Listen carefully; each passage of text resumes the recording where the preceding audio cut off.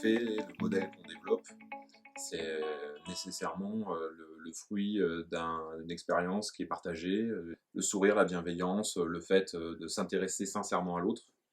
Voilà, ça c'était une base. Et pour éviter de perdre de la valeur, donc tout ce qu'on fait, il faut que les choses aient du sens, d'une part, mais il faut surtout que ce sens soit soutenu. Ça marche pas à moitié.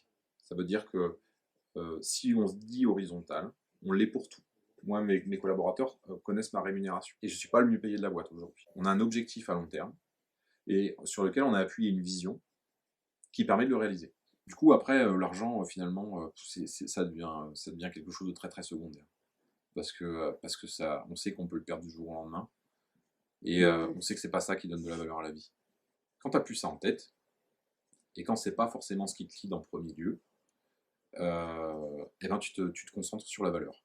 Donc on construit Cooperbee autour de l'idée que la valeur, elle est centrée autour de l'individu et pas autour du capital. On essaye de capitaliser sur l'individu pour qu'il soit à l'origine de la production de valeur, ce qui amène du capital.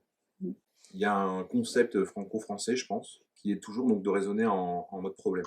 L'organisation, elle doit arriver à mettre en place un environnement dans lequel on puisse s'épanouir, dans lequel on se sente bien, parce que c'est un bon terreau pour que derrière, les individualités aient envie de prendre la hauteur nécessaire pour ne pas focaliser sur les problèmes.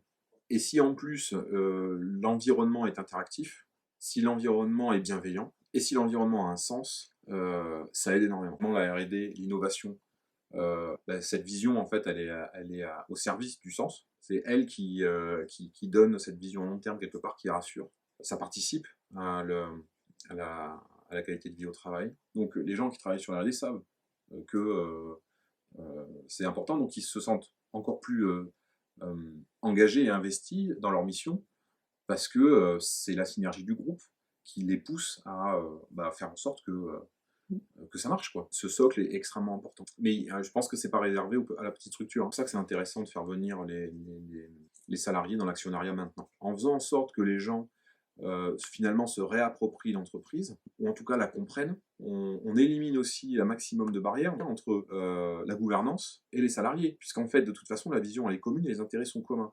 Donc en fait, cette barrière, elle sert strictement à rien. Moi, je dis à tous mes collaborateurs, je ne suis pas indispensable. Et après, aujourd'hui, je porte la vision.